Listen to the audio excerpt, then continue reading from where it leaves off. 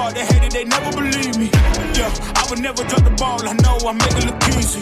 Yeah, Mayweather with the defense. I don't care what a critic gotta say, I got them picking up the pieces. That to me, you really playing with your life, I'm about to come and run it all back. I'm the new era, about to snap back. You ain't fitting for it, cause you all cap like, hold up, I shoot my shot, wait, hold up. I'm really about to run this go up. You know it's all net when it go up. Ain't got no other plans, you don't need to understand, ayy. We on overtime, you don't need to understand, ayy. You just show them how to do it when you don't know what to say. Tell me how you plan to win if you plan to play the same. Moving fast, already gone, yeah, but you bringing me back. Try to double cross me, dog, just let me relax. Stop assuming what we doing. Keep it moving, what we doing. Cause it can get dangerous. Cause it can get dangerous. Cause it can get dangerous. Ay, please don't play no games with me, I promise I'm too much. Ay, I can never let up even if you had enough. Ay, this ain't for the faint of heart, we always playing rough. I had enough, it ain't luck. I needed a vision, I needed ambition, I needed a mission to beat a submission with no intermission. I see the collision, the crash in the distance, they coming off track, no. Now when they ask what's the motive, don't talk like the show. They all about to see what I mean in the moment. I gotta keep going, I'm shaking the dice and they're keeping it rolling, they already know. Ain't got no other plans, you don't need to understand, ayy. We on overtime, you don't need to understand, ayy. You just show them how to do it when you don't know what to say. Tell me how you plan to win if you plan to play it safe. Moving fast, already gone, yeah, but you bringing me back. Try to double cross me, dog, just let me relax. Stop assuming what we doing. Keep it moving, what we doing. Cause it can get dangerous. Cause it can get dangerous. Cause it can get dangerous.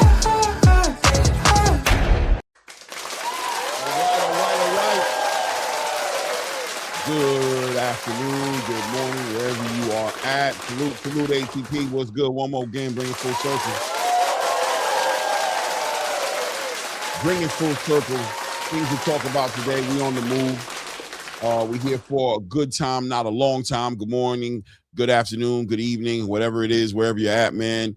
Tap in, hit the like button, subscribe to the channel if you haven't done so yet. We do have things to talk about today. Obviously, it is fight week. It's always fight week. There's always something going on in the boxing space. So we will be touching base on Arnold Barboza and Kenneth Sims today. That fight, a significant fight. Both guys debuting at 147 pounds. Both coming off of losses, et cetera, competitive fights. We'll talk about adjustments. We got to talk about adjustments today and things of that nature and the ramifications of for the winner at the end of this fight and even maybe the loser at the end of this fight, right? Decent undercard as well. Young fly boy from Puerto Rico, Oscar Callazo, will be on this card as well. Gabrielle Fundora will be defending her undisputed titles on this card as well. Also, news circulating in the space right now in reference to the Jai Opetaia situation, and the IBF does seem like they're changing their stance a bit on as far as stripping Jai Opetaia of his IBF title. We'll talk about that a little bit as the case has gained some new wrinkles to the case in reference to potential, what is the word? I think it's called industry collusion, right?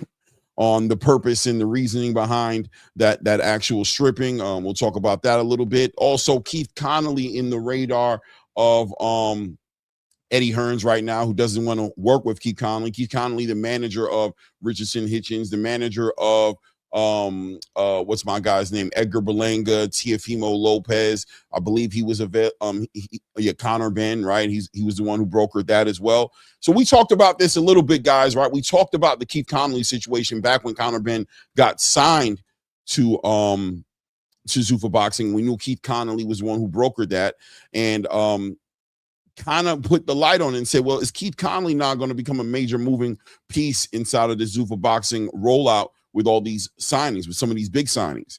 Well, now rumors starting to circulate in the space about Richardson Hitchins potentially being another person who's considering going over to Zuffa Boxing. We all know Richardson Hitchins has had a very, choppy 140-pound campaign.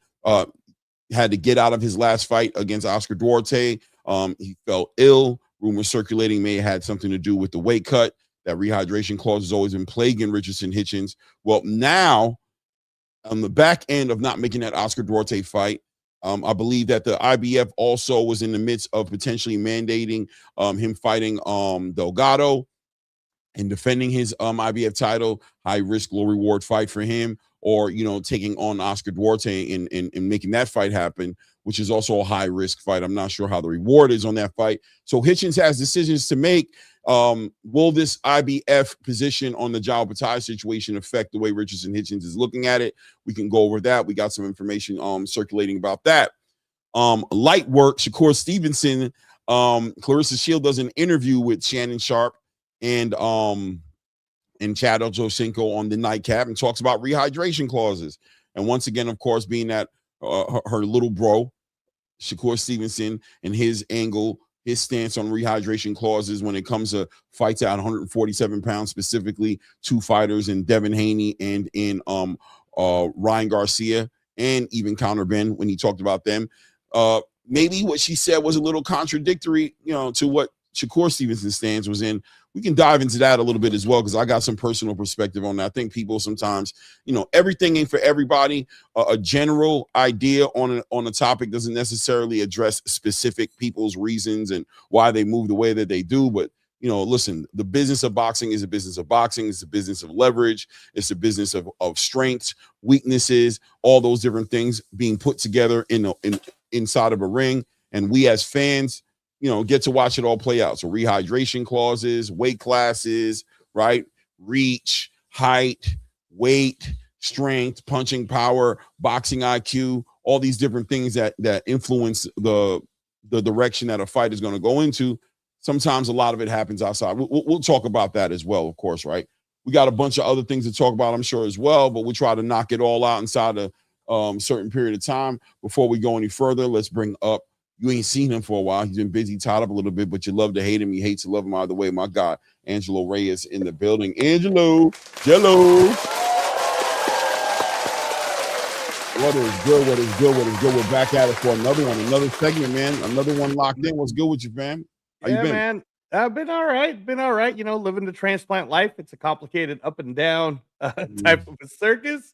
But yeah, definitely a lot in the news space since we did our Read the Ring. If you guys haven't seen it yet, man, we got a lot of great comments on that one. Read the Ring episode 6, where we broke down essentially what you just opened up on your monologue, the whole IBF scenario. And now there's this lawsuit coming, right? That there might be collusion within Matchroom and other organizations all trying to take down Zuffa. And again, these are real lawyers. This isn't like a threat. They're straight suing them for a bunch of different possibilities here. So it'll be interesting to see. The IBF obviously has now said they haven't stripped Jai, even though they weren't there to sanction it. And then just recently, they stripped Janibek. Oh, shocking. You mean the one that you should have did like a couple of months ago? Like, I wonder why you did that. Maybe this lawsuit has something to do with it. I don't know. They're trying to clean. They're trying to, it's like they got caught by their mama not cleaning the room. So they're trying to take the clothes and put it underneath the bed. Right. So, yeah, man, it's going to be interesting, but y'all done messed with the wrong company with a whole lot of money to spend on lawyers. Yeah, listen, 100%. Yeah, I mean, the IBF definitely wants to stay out of a courtroom situation. They don't want to be in a legal battle, without a doubt, and there's been conversations about that across the space right now. And, I think regardless of how anybody wants to look at it, I think the big impact on this one here was a Jai Opetaia who defended the belt 7-8 times at this point. Well, 7 times. The last one wasn't sanctioned. Right? That was 8. Yeah. Right. That was 8. That was 8. Right. There. Well, technically, yes. Yeah, I'm saying with all the mumbo jumbo technical talk, right? But regardless, 7 to 8 times defended the title. Broke his jaw in 2 different spots, missed his grandmother's funeral for it. Obviously the emotional state that Jai Opetaia was in as well in that press conference. I think it just, combined with Zuffa Boxing, Dana White, the machine, that money there, It was a bad situation, I think, for the IBF to put themselves in the beginning. We just saw the writing on the wall. Like, this is, and once again, when we had our private conversations, it just didn't seem logical for them to want to do that, and Right. just didn't seem well thought out, right? Yeah. I don't know. And then when we broke it down again, guys, you should check out that Read the Ring episode. It's probably our a lot of people have given us feedback on it. They're saying it's their favorite episode, is episode 6. And even though they don't know that much about boxing, they just were like, wow, this is a lot of drama going on, right? With this whole thing.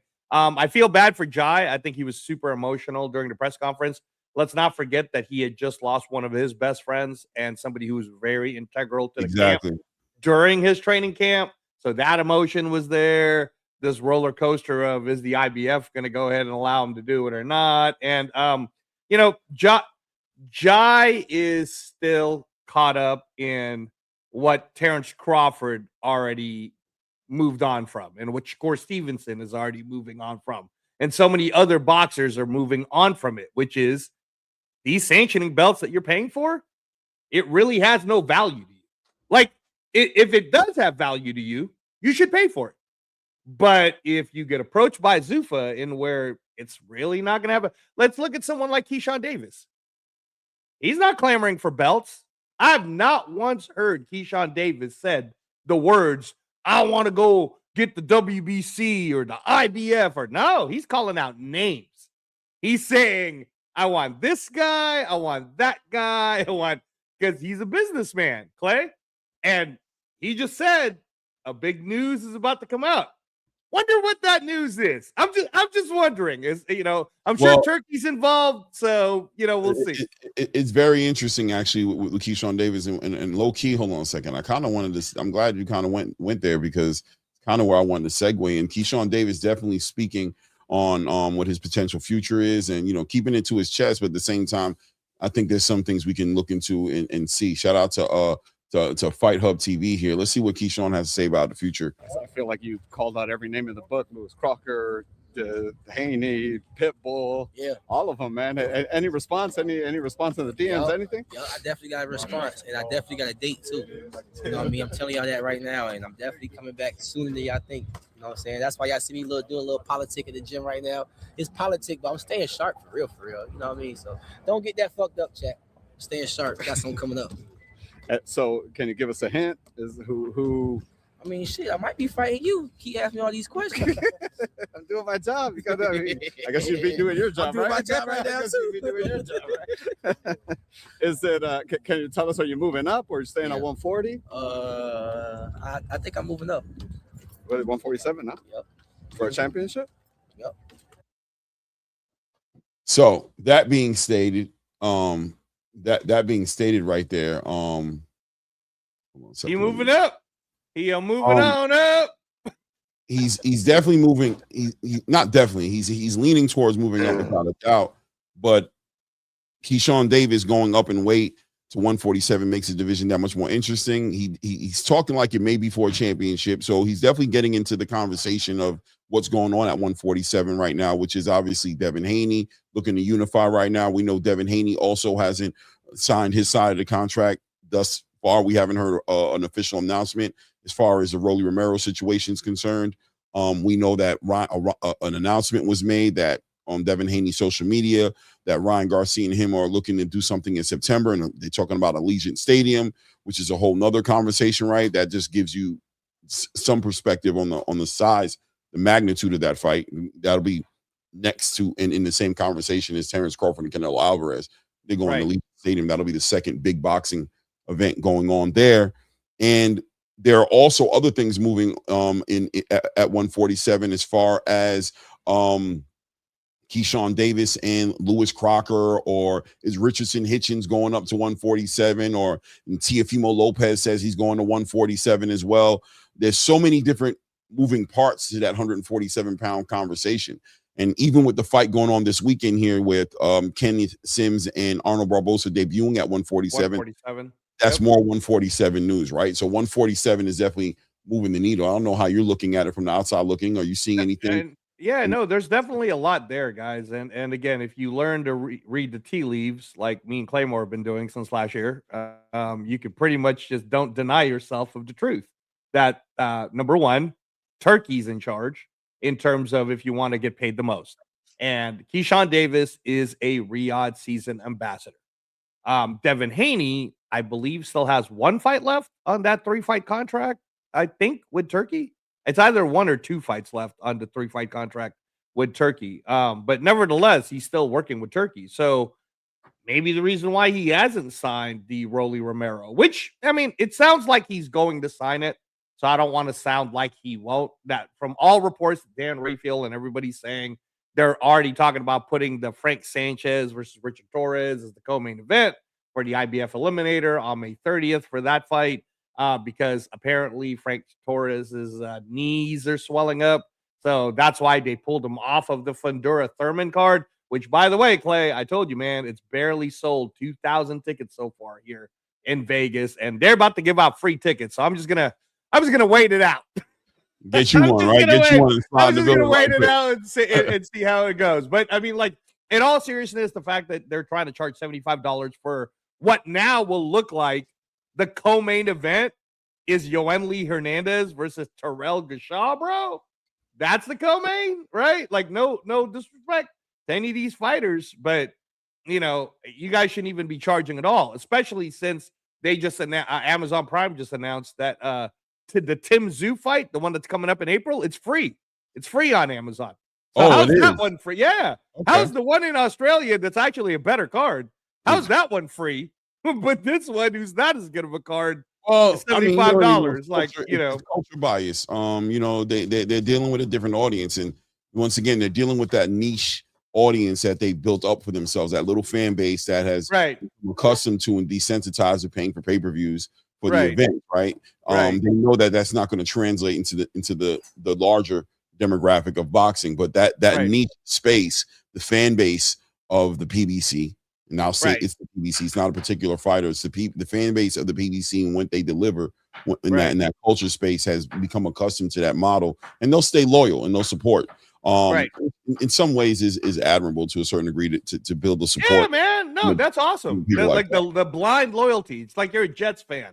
Jets are doing so terrible on their free agency moves right now. Thank you, Clay, for taking Geno Smith from us. We appreciate you guys. We brought him back. I thought we got rid of him. We brought him back. Yeah, I don't know. Hopefully the second time around, maybe they got some different plans from this time around. But that being said, like, bring it full circle back a little bit to 147 conversation before, you know, we segue into like the fights that are going to this weekend. Devin Haney definitely hasn't signed the contract yet. His position on the fight is he wants to make the fight happen, but clearly something in the negotiations on the table has got him, you know, paused. I can tell you what the pause is. I got some ideas too, but feel free to share, because I got some ideas myself of what it might be. Well, I remember you and I having a private conversation, and I said, I'm going to remember these times. And keeping in mind that Devin Haney is not tied down to any one particular person.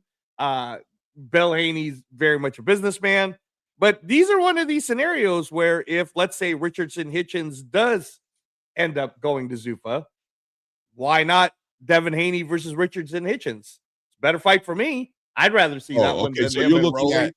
I'm looking at Devin mainly, maybe getting a chance to be offered something by Turkey, and it could be in Riyadh, but where Zuffa will somehow be involved in it. Right, yeah, whether it's Keyshawn Davis or you know, I think that's all possible. I'm not gonna lie to you, right? I think it's all things are on the table when it comes to Devin. I think without a doubt, Devin Haney has had options coming up in recent times. I'd say in the past week and a half, 7 to 10 days, a lot of things have changed for Devin Haney.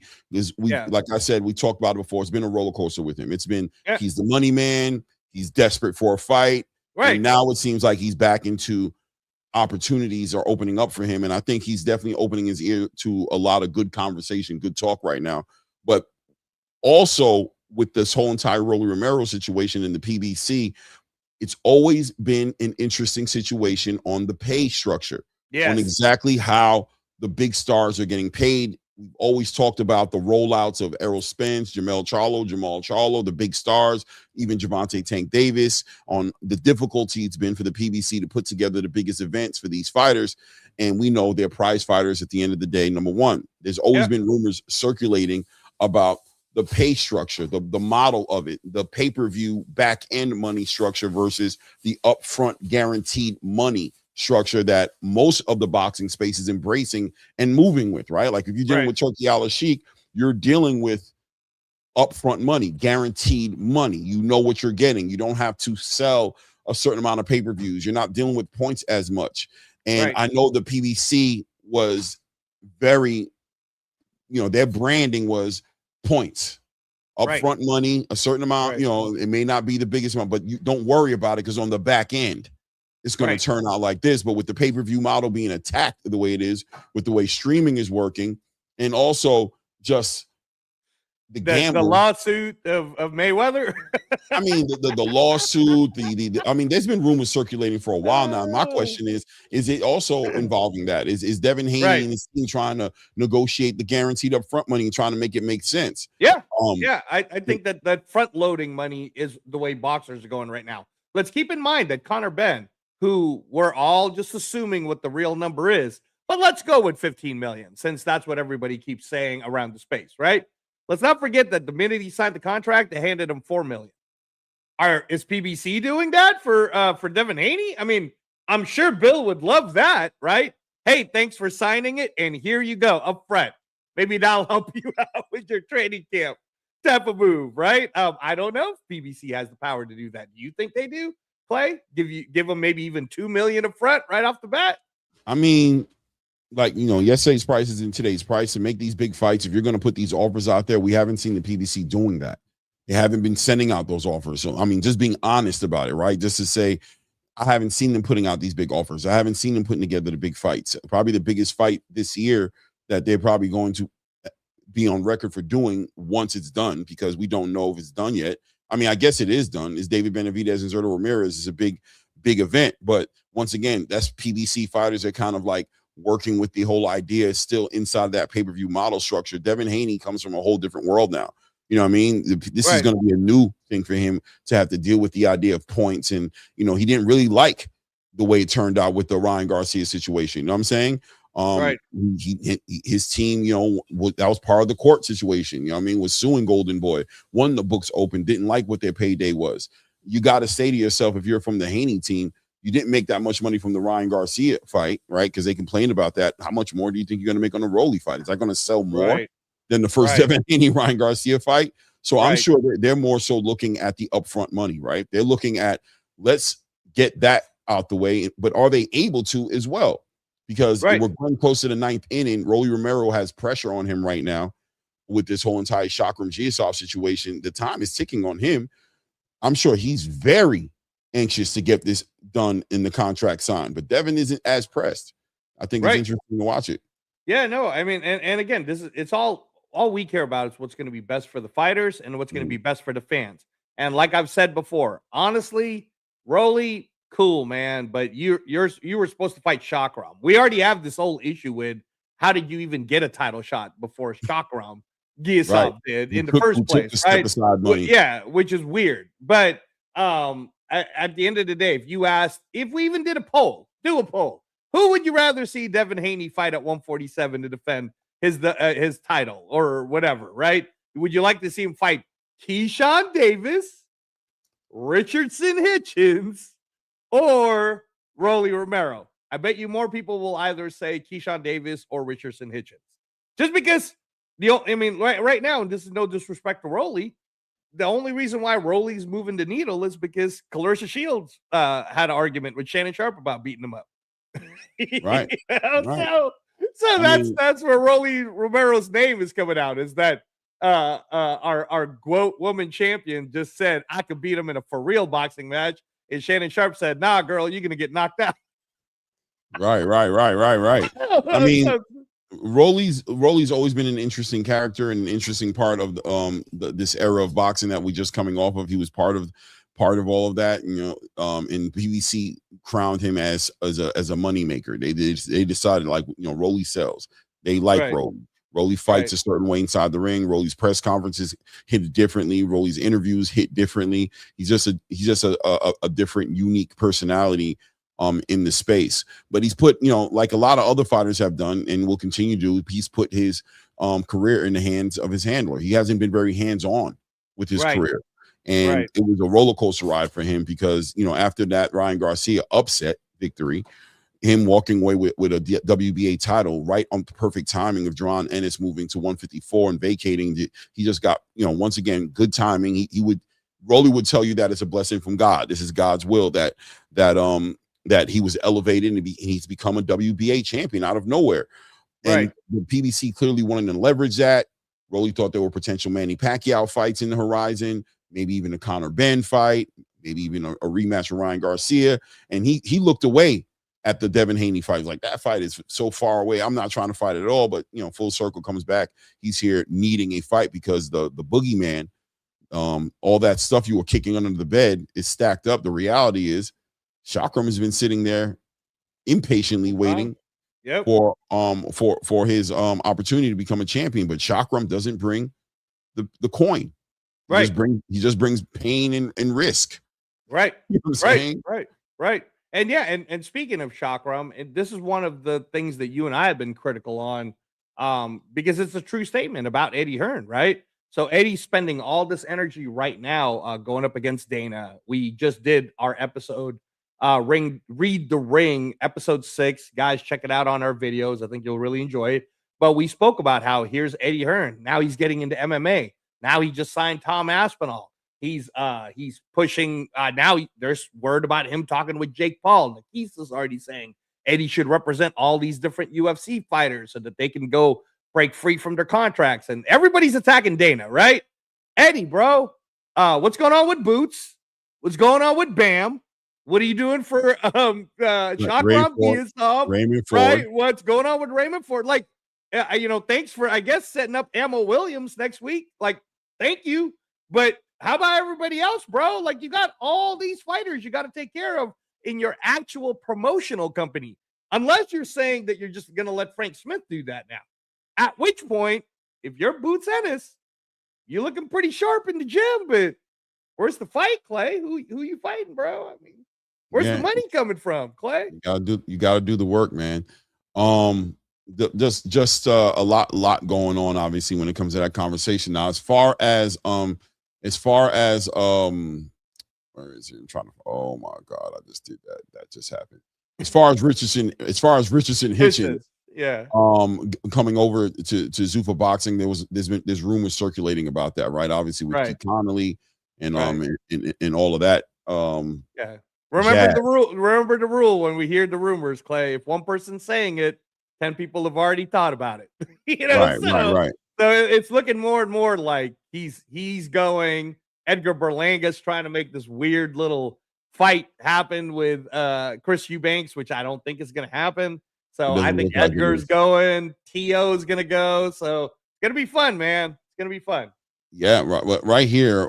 We've got boxing scene. Shout out to boxing scene. Yeah, this is Lance Pugmire right here. Exactly. Lance Pugmire speaks on the Richardson Hitchins move, the Zuffa situation. Let's hear what he has to say. Earlier this week, and he talked about he doesn't want to work any longer with Keith Conley, who manages Richardson. Yes, great point again. As well. So I mean, obviously there was more to it than the Conor Benn case. There was also the Hitchins case looming here. So. Look, I mean, it's an opportunity for these guys to go and get the best deal possible. And if it means perhaps surrendering the belt, apparently that they would be willing to do that. But again, I think we need to watch this Opataya case very closely, because what the IBF talked about yesterday and retreating from the idea of stripping Opataya is very interesting to me too, and it kind of shows their years-long reluctance to ever really engage in litigation after that famous case back in 2000 for the bribery case. Yeah, speaking of. Yep. So, I mean, speaking on the Hitchins situation, clearly, open that Hitchins is open to let go of that belt. And once again, we talked about it. He, that rehydration clause, and even him at 140 pounds seems to be coming full circle towards the end of that. He would go right into the 147-pound division. His conversations would be up in there with the fighters we saw, like Salas this weekend, Julian Rodriguez, and a lot of fighters that we saw actually. Yeah, Vlad Panin looked good. Yeah, 100%. Yeah. These are fighters that could definitely be in front of Richardson Hitchins. And I think he probably, the thing about Hitchins is Hitchins still seems like, and I gotta take it with a grain of salt what I'm about to say, but he may still need a little bit of development. And the reason I say that is because he still seems to hold issue with fighting the harder fights. If he got too focused on money very early and didn't get those fights in, I think Zuffa could be a good fit for him because it gives him an opportunity to work his way with activity, get money, but at the same time get himself better so that when he does get the opportunities on the Riyadh season card, because I think that's where his destiny is going to be. I think Hitchins is that kind of a fighter. He'll be a more well-rounded fighter. Right.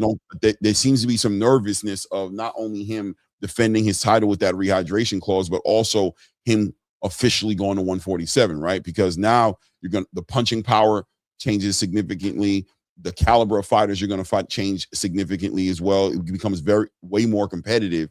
And it seems like he's hesitant, like he's in that gray area. Like, you know what I mean? Like he's kind of in limbo, not wanting to move up, but not wanting to fight under the rehydration clause as well.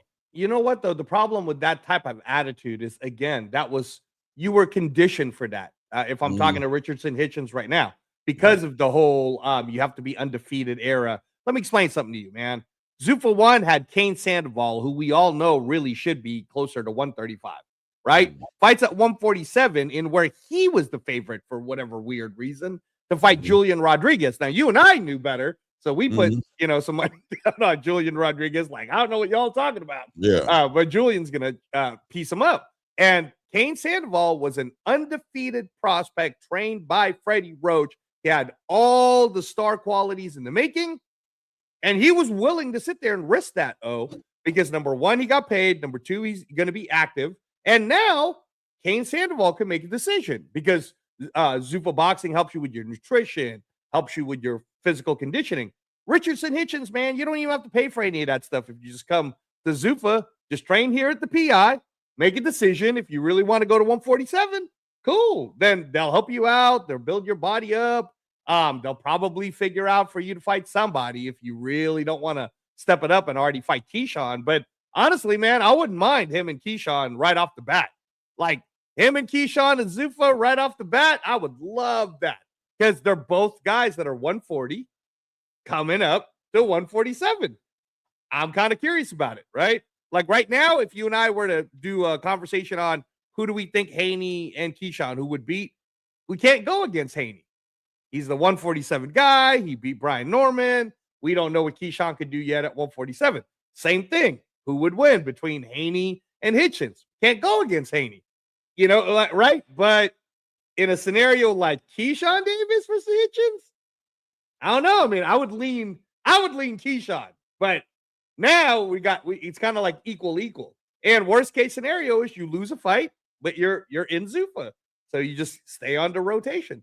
Yeah, I mean, there's definitely possibilities there, and I think things that would benefit Richardson Hitchins in that type of scenario. But once again, it's a 147-pound conversation. So just as much as there's conversation of him going over to Zuffa, if there are opportunities for him, but that's another thing, right? The opportunities for him at 147, I think, are there. The fights are there. He has to be kind of willing to make them. But without the proper representation, he has no home right now. Matchroom obviously doesn't seem to be on the table, being Eddie Hearn's position on working with Keith Connolly. What is he going to go? Is he going to go to Golden Boy? Is he going to go to Top Rank, who doesn't have, these other platforms that just don't have network deals, right? Eddie Hearn is the traditional savior, the traditional boxing space's savior. He has the dates. He has the deal. He seems to have the vision to hold down the traditional space of sanctioned and body belts and, open door policies with some of these other promotional companies. Whereas when you go to Zuffa Boxing, it is kind of like being on an island a little bit. You know what I mean? It does become different for you, especially on the back end of this Jai Patai situation, the sanctioning body, the IBF specifically, has made their position clear on how they see Zuffa boxing and the way they want to approach boxing. And right now 147 is getting interesting. We just saw Keyshawn Davis talk about he's gotten a response and that there's an opportunity that to look out for him in the summer. We don't know what it's going to be. Teofimo Lopez is a legitimate option on the table as well. He's going to 147. I know him and Keyshawn Davis have had their conversations, and Keyshawn wanted to fight him. He was Keyshawn's number one on the WBO ranking list for, at the time, Teofimo Lopez's title. And that fight just never came full circle. Matter of fact, people were accusing Shakur Stevenson of stealing that fight away from Keyshawn Davis, right? Saying that was supposed to be Keyshawn Davis's fight. So the Teofimo Lopez fight is still a realistic fight that could be made at 147. And like you said, Richardson Hitchins versus Keyshawn Davis is also an opportunity. Shoot, Hitchins versus Devin Haney. All these different movements, but Hitchins has to get a home. He's not even a Ring Magazine ambassador to say that, okay, you're not with none of these promotional companies, but at least you're an ambassador. So at least we can see you getting in the conversation there. So if he can't figure all of that out, Zuffa might be the more realistic option for him that at least puts him under a Turkey umbrella, where it's like, all right, I'm fighting for Zuffa, but at the same time, I'm also eligible to do bigger fights on Riyadh to get paydays and still get these fights done, right? Right. Yeah. No, I mean, we just spoke about how, again, if you guys get a chance to experience the Zuffa boxing live before these tickets start going crazy, I told you, Clay, I was there on Sunday and watching it from beginning to end. It was amazing to watch it. It felt like I was in Riyadh, and you could really see like high quality fighters going against each other's. We saw a couple of draws. We saw some close matches. But Jai Opetaia, he fights in a Zuffa space. Then there's already word about his next fight. And I told you, I think he's going to end up in Giza because he's talking about fighting around the same time as Benavidez and Rizurdo. Well, that's May 2nd. And what Jai's actual words in the press conference was, well, I'm not waiting for the winner of that. So I'm going to fight around that time. Clay, what's around that time? Isn't there a Ring Magazine card or something around that time? I think there is. It's Usyk versus Rico Verhoeven. And also, I guess they're saying that Bivol fighting his IBF mandatory. It's kind of funny how the IBF's doing all their mandatories now, too. But Bivol's fighting his mandatory as the co-main event. So I could totally see Jai Opetaia on that same card. Hopefully fighting against Noel McCallan, because Jai has this dream of collecting the belts, right? And Dana is allowing it. Clay, as Dana White not allowed, he's pivoted. He's already sat there and said, this is all fluid. I'm going to look at it as a case-for-case basis. I don't want to get in these fighters' dreams. And apparently, Jai Opetaia's dreams is to pay a bunch of sanctioning fees. Well, that was always going to be, and that's what I always said from the beginning, is he's going to operate off the real-time data. He just is. He's not going to. Dana is about the money. He's about the business. He's about the success. He's about pleasing his the investors. He's about delivering on what he said he's going to do as far as turning this over profitable and all those things. It's not as personal as people might consider it. So I always knew that it was on the table for him to pivot when he felt like he needed to pivot, to adjust when he felt like he needed to adjust, to read the room and move accordingly in the direction of what makes sense in that real time with the real time data. But I mean, I think we're going to see a lot of that. I think Dana's speech afterwards saying, I'm signing everybody. I didn't use explicit language he used in the middle of it, but he was passionate about that. And what I saw from that is Zuffa is not just going to be appealing for the up and coming prospects. Yeah. Everybody can have a home in Zuffa. I can and am willing to facilitate a space for the biggest stars, the best fighters in the world. And I'm willing to concede to a certain degree or compromise, however you want to look at it, to make those things happen, because it's not as black and white as you guys want it to be. It's a process. It's we're growing, we're we're evolving with the process. It is what it is, right?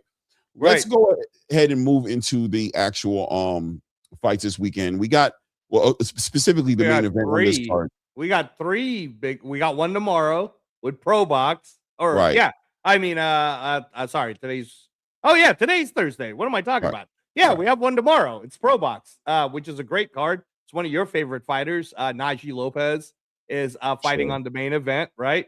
And then the morning, or I guess for you, it'd be noon, the daytime of the Zone, which will be free to access as long as you're paying at least the $20 that I'm paying a month, is the Jazza Dickens versus Kakashi fight. It's the St. Right. That Patrick's Day WBA event title. in Ireland.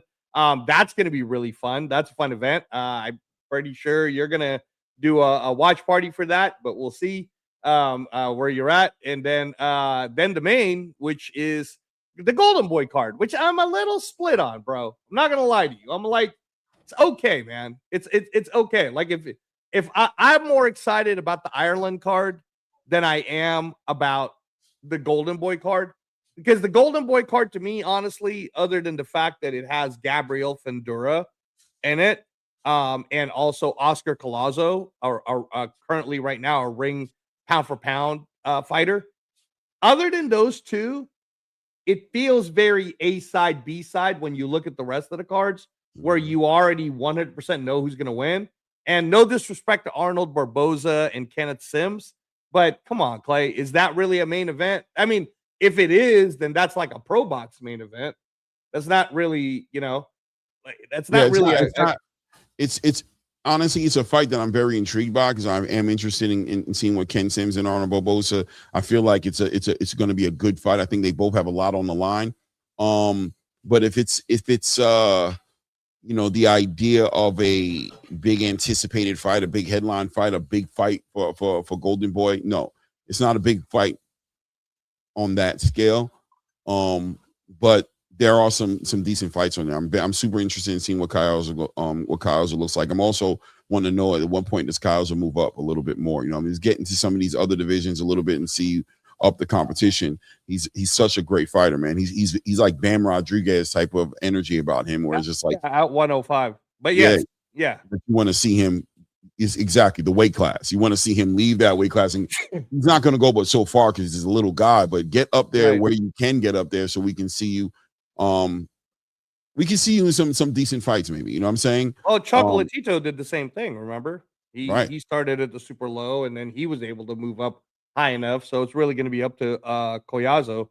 But I mean, again, too, he's dealing with whatever he's dealing with. He said it's not about belts for him; it's about getting money and getting the fights, right? And unfortunately, Golden Boy is the one that's giving him whatever the money is. I wouldn't be surprised, honestly, man, if he's making the same amount as Gabriel Fundura. What's the lowest weight class at 105 is the lowest for men. No, I'm saying at Zuffa. No. What Zuffa's at 118. They're like 118 the cutoff, right? That's exactly. So when they signed Bam and Bam signed the contract, he was already moving up to 118. That was going to be the plan. He was going to be the first Zuffa boxing bantamweight champion. And then Eddie blocked it by doing right of refusal, which is correct. That's part of your contract. But now, like I said, Eddie, stop messing with Tom Aspinall and tell us what Bam Rodriguez's next fight is, because it's already been too long, bro. He already fought, right? What was that? December? Dude, I need some news on Bam. But what I was saying about this card, Clay, is if you go up and down it, you got Caden Griffiths, who I like a lot. I think he's going to be an amazing 147-pound prospect. He's fighting Omar Gutierrez, who's 8-2. But again, that feels like A side, B side. Doesn't feel like much of a challenge. You got like Grant Flores, who's 12-0, fighting Rashid Stevens, who's 6-1-2. That feels like A side, B side at 154. Alexis Rocha on the card too, don't you? Yeah, Alexis. Let me see. Alexis Rocha is fighting Jojo Diaz, I guess. It says Joseph Diaz, 34-8. So Alexis Rocha, who finally got kicked off the Ring Magazine 147 rankings, thank goodness. He gets to fight Jojo Diaz, who, if that's the same Jojo Diaz, that's the one that lost to Progress in August. But I thought he lost on paper, but it was a competitive fight. But it was competitive, but which is why we believe Connor's just going to spark Regis Progress. Like that's not even going to be close. So again, this feels like A side, B side. man. And again, no disrespect to any of these fighters, but I'm glad that it's at least free to subscription. This is one of those fights, by the way, I would have suggested to Golden Boy, like, just put it on your YouTube, man. Just put it on your YouTube so people get a chance to watch, it for free. But whatever. It's okay though. I mean, any particular fights you're super excited about on Well, this? it's the main event for me. I'm not going to lie to you. I think I want to see the adjustments, man. And Andre Ward did a great interview with Kenneth Sims and with Arnold Barboza, and it was good to kind of get some angles on how they looked at their fights that they're coming from and what they're looking to do moving forward. And Arnold Barboza, had some. We can look at it. You know what I'm saying? Matter of fact, I want to pull up this Ken Sims situation conversation and just see how he kind of sees this fight with Arnold Barboza. Is this it right here? I think this is it right here. Let's take a look at it. You should. Yeah. Nah, What you talking about? nah, just because he likes to step back whenever you step to him. That's all. He needs space to get his He shots needs off. space to get his shots off. So I get mine, then I can either go away or I can smother him and then get back to my range. But he's only like really effective at one range, and that's like right at the end of the shots. And his feet are kind of slow. He make a lot of mistakes. He brings his back foot up a lot. It's like in the Teofimo fight I watched, his feet he couldn't keep up with the foot speed, and the jab just kept him distracted the whole fight. So you don't respect the foot game of Arnold Barboza? Nah, not really. Not really. He's cool on the back foot, but if you make him come to you, he got a problem. Then if it's just like angles, just straight, like if you're in front of him, you give him angles, then he got a problem. Mm-hmm. Burning, tingling, numb. Pay your bills. Pay your bills. I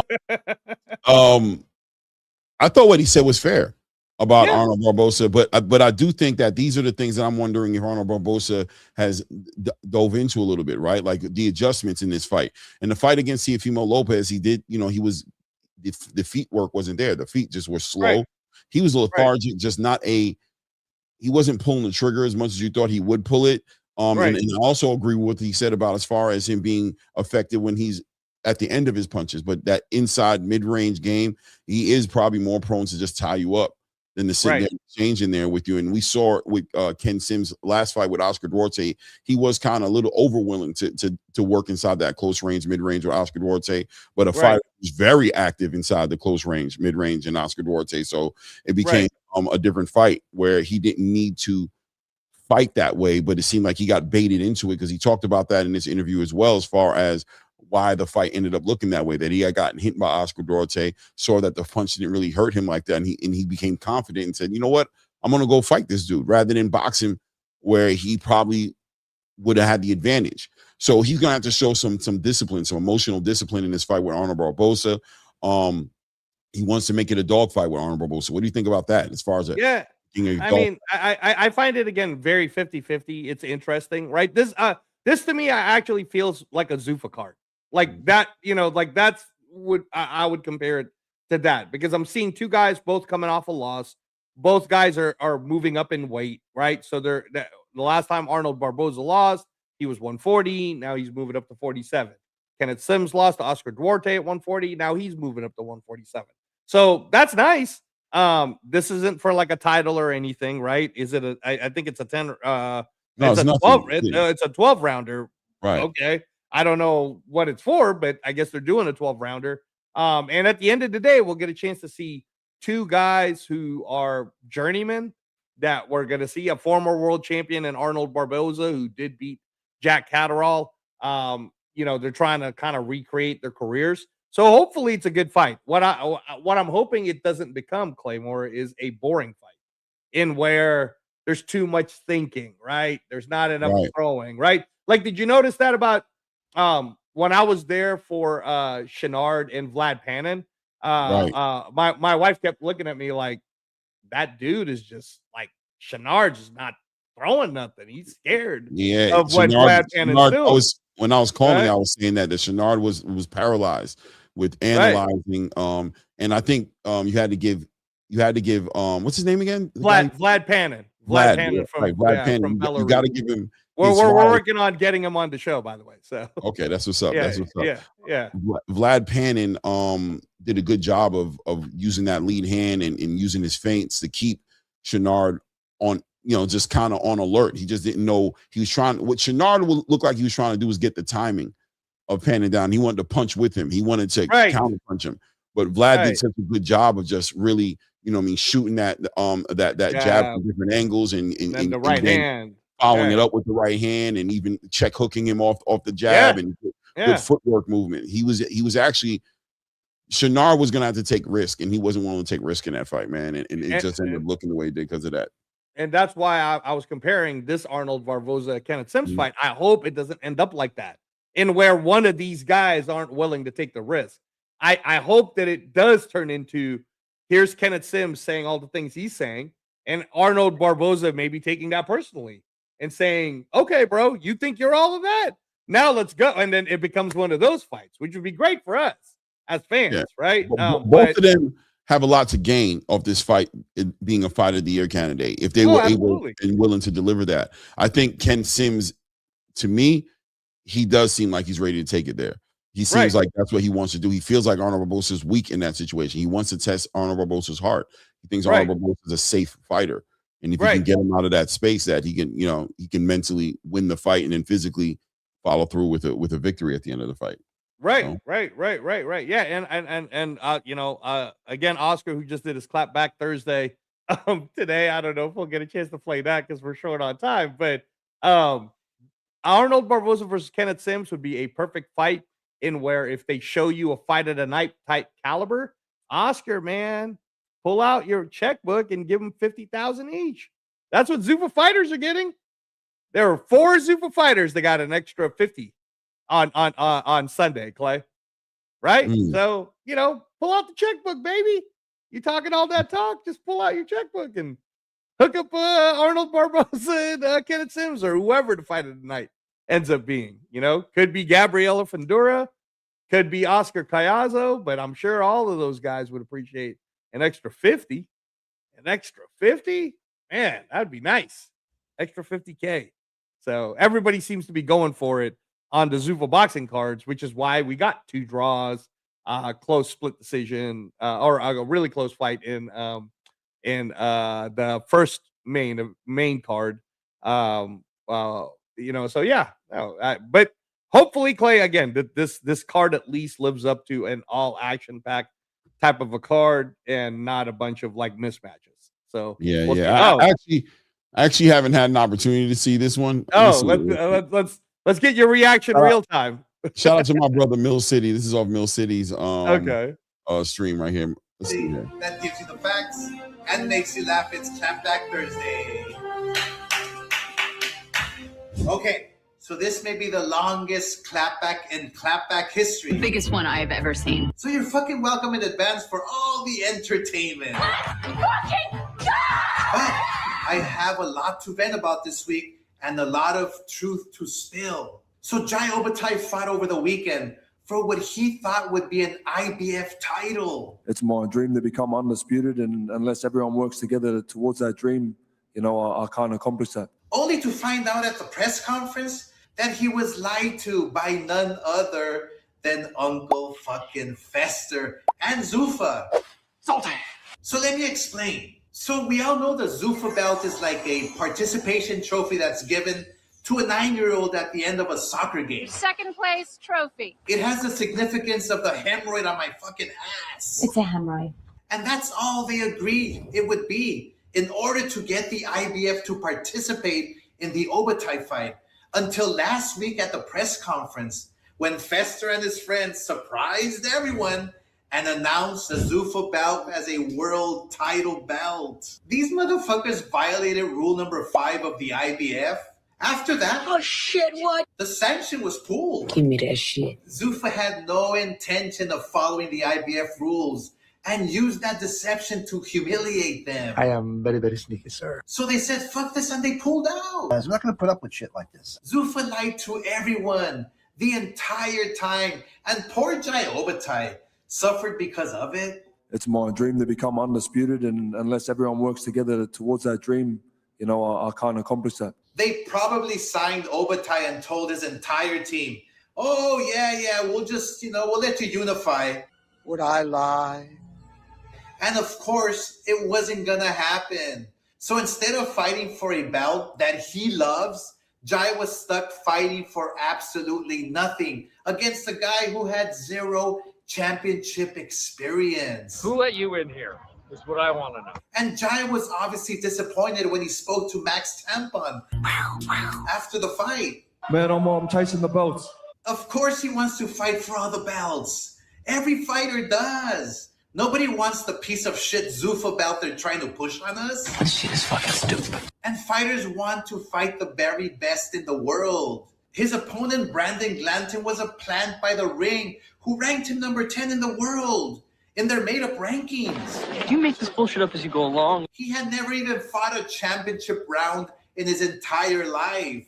He was ranked number 15 by the IBF. Look, I've said it before. The Ring magazine belt is officially dead. Its history and honor has been ruined by the biased propaganda and the clear agenda of those behind it. Oh, and they're in bed with Zuffa. Hell, they're funding their entire league. President Mark Shapiro confirmed they're 100% financially backed by the Saudis. So, to make matters worse for Jai Obaitai, a letter was sent to all organizations from his attorney yesterday threatening legal action for not working with Zuffa. Jai is from a little tiny town in Australia. So what are the chances he knows and chooses an attorney in Las Vegas to represent him on this matter? You gotta call bullshit. Right? Jai, wake up before they ruin your career, brother. Wake the fuck up! Fester's using you as a tool in all of this. Get the fuck out of there. Run. All these guys do is lie. And Fester, why are you making Jai sue the organizations? Because you're throwing a tantrum because they won't recognize your fake belt? Stop trying to make fetch happen. I mean, you're the one who said you would never recognize all of them about a year ago. Yes, I will not recognize any of the other sanctioning bodies. And you fucking hate every promoter. Bob Aaron's been in the business for fucking 50 years. He put one fight on this year. Does Top Rank have a TV deal yet? Anybody? De La Hoya? Don't even get me fucking started on that guy. I haven't seen or heard anything from Al Heyman. Eddie Hearn is the manager now. So, if you hate everyone so much in boxing, why are you in our fucking sport? Get the fuck out of here. You don't give a fuck about the fighters, just like you never gave a fuck about the UFC fighters, which Ronda Rousey exposed on Monday. It's why so many of their top athletes are leaving to go and find pay elsewhere. It's why their champions like Valentina are selling pictures of their titties on OnlyFans. Thank you, Ronda, for confirming what we all already know. Fucking do it. Look, with TKO, you're a fucking number in line. You aren't a human being. You contribute to their bottom line, and that's all. You sign with Zuffa, and you'll be tricked into a bunch of shit, just like Jai Obaitai was. You also know how I operate. Nothing is ever what it seems with them. And I'll say it again. Fighters, beware of these pigs with lipstick. And remember, kids, say no to domestic violence. Fight! Like this guy, woman beater? You're never a hater if you only speak the facts. I thought that was a good one. I thought that was good. It's entertaining. It's entertaining. It's everybody against Dana, bro. It's entertaining, and it's entertaining, and I thought he was speaking as close to the facts as far as you can speculate into, right? Because without a doubt, he was definitely spinning a certain narrative. Exactly. He was spinning. and he was, but it was fair. It was fair spinning. It's early. I mean, look, it's early in the process with Zuffa. I was laughing and I was smiling, and it's funny. At the end of the day, I got one question for you, Oscar. Here's my clap back. What's going on with Virgil Ortiz, bro? Because he's 27 years old, and are you really going to wait until he's 30 years old till we finally see the kid again? The poor kid, right? And by the way, on the Ronda Rousey press conference yesterday, I think it was on a recent press conference. I think it was in the Ronda Rousey Gina Carano one. For some reason, he was there. Or it might have been his own show. That's why he was in LA. They asked him about the Ryan Garcia-Haney fight because of the picture, right? And his exact words were, "Not on my watch. Why would I let Ryan fight Haney? Come on, bro. Are we going to see another Ortiz boot scenario with Haney Garcia? Come on, man. I think the conversation it has multiple parts to it. As far as Oscar De La Hoya and what he's doing with his fighters, that is a conversation. But I do think that this particular video was fair as far as criticism was concerned, as far as what a fighter has to look forward to. I spoke on this as far as Jai Opetaia, the situation affecting how fighters look at Zuffa, because the big stars are going to want to come over there like Jai Opetaia, and they're going to want to chase their dreams of becoming undisputed, unifying, and all those things. If the sanctioning bodies is going to take that position to where they're not going to be willing to work with them, then I think that might affect a fighter's whole outlook on what it looks like to work with Zuffa and what they're ready to do. Because what Zuffa is doing right now is that they're challenging the current status quo of the space, the way things are, the rules, or whatever happens, what they're challenging. Well, hold on one second, right? Yeah, they're looking to challenge that. So in the midst of that, the first wave of fighters who decide to come over there, they're going to have to embrace the idea that they're going to get a lot of backlash. They're going to get a lot of pushback. Now, if you're the type of fighter who's wanting to be part of an evolution of a sport, but also understand what comes with that is that it can affect you negatively. If I affiliate myself with a company who has beef with all the other companies, and I also know that may affect my opportunities across the board with all these other companies, I have to take that on and know that that's something I got to be willing to deal with. And I think there's a fair criticism or observation to say that Jai didn't necessarily think it was going to be this way, that he thought that maybe business would be more important than everything else. And now he sees his career, which you got to keep in mind, these fighters have a small window opportunity of time in their life to be at their peak athletic space to achieve their dreams. So do I want to be part of, I think it was fair that Oscar said, you may be getting used. And I think you are being used. I think you have to have that understanding. So where are you in your career? Where are you in your mentality going into this situation? And are you ready to be a potential martyr of sorts? Or, are you ready to put your dreams and to the side to be part of something bigger?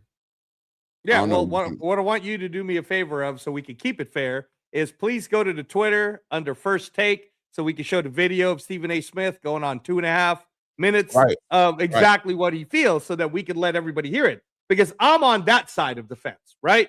So when you're saying, oh, well, these fighters only have a small window, let's talk about that small window, Claymore. Because a 27-year-old Virgil Ortiz is now going to get shelved, like Mikey Garcia was shelved for 2.5 years.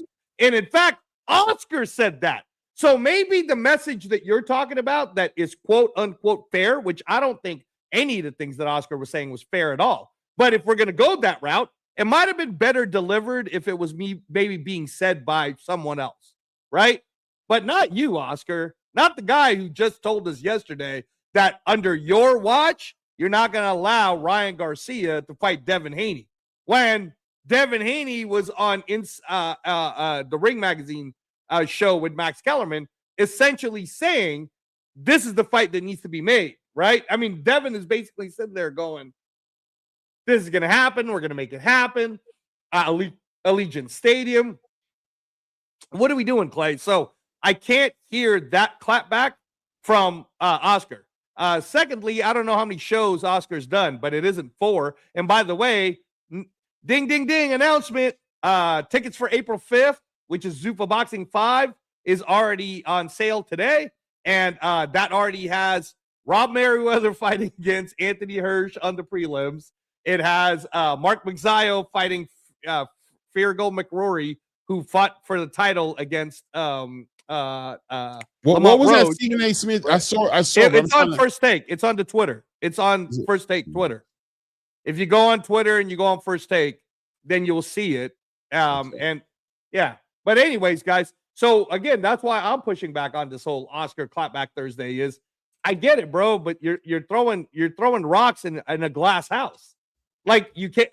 You know when Dana's saying what he's saying what Stephen A. Smith is saying, which is how we're all feeling. We want to see the fights get made. So why don't we have Virgil Ortiz versus Jaron Boots Ennis? I'll tell you why. Because there's this stupid lawsuit in where Jaron, I mean, like from what Rick Merigian said, he was just trying to get a flat $7 million instead of what they were trying to do with him, which is give him $3 million. And then, you know, there's this weird split. And Virgil Ortiz, man, I mean, I'm gonna be honest with you. You'll make more money just fighting at Zuffa. If you were only gonna get $3 million to fight Boots, I mean, man, that's so nah, Clay. I'm not hearing that. It's funny, very entertaining. That was comical. The reason why Jai Apataya doesn't have the IBF, which by the way, he does have the IBF, because the IBF is so scared of that lawsuit right now. They're making moves like, hey, let's make sure we strip Janibek. Hey, let's make sure Bivol fights is mandatory. Like, of course, you guys are going to try to do everything by the book right now, because when that lawsuit comes your way, and it's coming, you're going to need to prove that you're doing everything by the book. Which, by the way, Clay, I just want to let you know, remember we had a private conversation about Cash Patel? So apparently the UFC is helping out the FBI with training some of their people. Kind of funny, huh? Kind of funny how I was saying, you guys want to start this war? Have fun. Because last time I checked, the IBF was the one that was checked, that was audited by the FBI. So yeah, I think that there'll never be pushback from me as far as on Oscar De La Hoya and him being, you know, everybody on this channel knows how I feel about Oscar De La Hoya. There's no secret about that. I don't even want to go into ranting about him because I can go forever, you know what I mean, with the nonsense that he's involved with and just his whole role in this conversation as far as where boxing is today. He's there's no questions about that. But I do think there was a legitimate thing highlighted with this event this weekend. Now, I think it's a good fight. I think Zuffa is going to be more than okay. I think that they're going to continue to deliver what they're delivering, but I do think the big stars have to take that in consideration. And I think Richardson Hitchins is going to take that into consideration. I think, you know, if Teofimo Lopez goes over there, he's going to have to take that into consideration. If the focal point is going to become the Ring Magazine belt and getting there, that's always going to be there. And that's probably a quick way, one of the quickest way to get into that big fight. And it's not about the jewelry, as Oscar would try to make it about. It's about the fights. It's about making the fights happen, and the fights, you know, merit the jewelry, right? So if Richardson Hitchins is fighting a Teofimo Lopez or a Shakur Stevenson or a Devin Haney, and there's a Ring Magazine belt on the back end of that as a prize, the Ring Magazine belt is a second thing to the fight, right? The reality is the fight is what's important. It's Hitchins versus Haney. And I think Zuffa, Ring Magazine, Turkey Al-Sheikh, that whole entire situation facilitates that, more than facilitates that for these fighters. And the paydays will follow accordingly. But listen, Oscar highlighted some things that I think a lot of fans in the space are questioning and asking about. And I think a lot of fighters right now may be asking about as well. I think those things have to be able to coexist in the same space. This doesn't take away from what he's doing with Virgil Ortiz or his whole entire stance on the Ryan Garcia, Devin Haney fight, and how he looks like he's going to do what I've known him to do, always be part of the reason why things aren't happening. This is why Canelo got away from him. This is why Virgil's trying to get away from him. This is why Ryan's trying to get away from him. He even pushed back at Floyd Schofield making a fight with Shakur. He made that, you know, he kind of put his position on that, didn't want that to happen. Senior had to really be like, yo, make the fight. Like, you know, yeah, I hear you. You don't believe in me. You don't think I can win. You don't think this fight should happen. You don't see it as this. You don't see it as that. But I don't give a fuck. This is my son's career. Make it happen. And he got out the way and made that happen. But at the same time, you know, Zuffa they've got their own fight on their hand, and their fight is making sure that it makes sense for the biggest stars in the game to affiliate their brand with them. They have to make that make sense for them. They seem like they're doing it. These fighters are listening, but it's still something they have to do. Yeah, well, I mean, again, that's why I feel like if you don't have it, I could send it to you real quick too. The first take, but I think it's only I'm fair. trying to find it. I didn't find it. I'm trying to. So if you go on X on first take, I'm going to text it to you right now so you could have it. But it's definitely right there, and it's No, and I saw what Stephen A. Smith. Yeah, no, but I want everybody to see it too, so that they can. I'm going to pull it up. That's what I want to do. But what I'm saying is, I texted it to you. You should have it right now. So, but Stephen A. Smith and shout out Mr. Van Houter, shout out to Mrs. Van Houter. Looking forward to hearing more and more news. I know that if you guys look at the Dan Rayfield Substack, he puts out the schedule for everybody, and there's a Zuffa boxing card that I just talked about. That's April 5th. The card is already being announced slowly. They already have the main card, which again is Mark Magsayo versus Figueroa McRory. McRory is the guy who fought Lamont Roach in Washington, D.C. on Pro Box for Lamont Roach's 130 title. Magsayo and McRory are going to move up to 135 to fight each other. Mark Magsayo, as you guys know, is the former world champion. And then the main event is Andres Cortez, who was a top-ranked fighter, undefeated, born here in North Las Vegas, raised here in Las Vegas. He's a Las Vegas guy for sure. And he's fighting the person from, forgetting the name right now, but it's the person who had defeated the Japanese favorite in Riyadh in December. So that's already out April 5th. And then there's a May 10th date, if you guys look at it on Substack for Dan Rayfield. And I'm sure there'll be announcements for that. Really hoping that Mr. Van Houter, that Mozzie's back sooner rather than later. We just saw a heavyweight in Joshua Juarez versus Jarday Anderson this last Sunday. I actually saw it live, Clay. Again, watching that whole Joshua Juarez. But we're going to bring him into the show too here, working on that. He's coached by the same team as Ramon Cardenas. So I was actually sitting next to Ramon Cardenas when we were watching that card. And Joshua Juarez was one of the sparring partners for Jaya Pataya, which, will be. Hold on here. I'm actually going to pull it up right now. 1 second here. But and this was a good one. I actually saw this. I'm sure a lot of people have seen this. This is also this is the big conversation with Zuffa boxing, right? This is what it's all about. This is as far as the reality of the current state of boxing and why anything but a Dana White, a Nick Khan, a Turki Al-Sheikh, I think Mark Shapiro, I almost want to say his name is Mark Shapiro. I could be wrong. Mark Shapiro is correct. Right. Why Nick they're Khan, Mark Shapiro. Yep. Why they're Ari Emanuel. Why their presence is felt by boxing fans like Angela Reyes, myself, and other boxing fans who know that boxing has been in a space to where the fights aren't being made, the corruption is at the highest level, and why the sport is dead in America and why it needs this type of a boost. But let's hear what Stephen had to say. Do you think he's right? He's absolutely right, 1,000% right. I completely support Dana White with what he said because boxing desperately needs this man. And I've said this for many years, and just to show that I'm open and I'm honest about it, let me be very, very clear. Dana White is a friend. Nick Khan, all right, who's also associated with Zuffa boxing, is a friend and a former agent of mine. He's phenomenal, okay? And Mark Shapiro, who's the president and chief operating officer of TKO Holdings, who owns 40% of Zuffa boxing. He's like a brother to me. Let me tell y'all something right now. None of that matters. I got no crux in this game. I ain't getting a dime.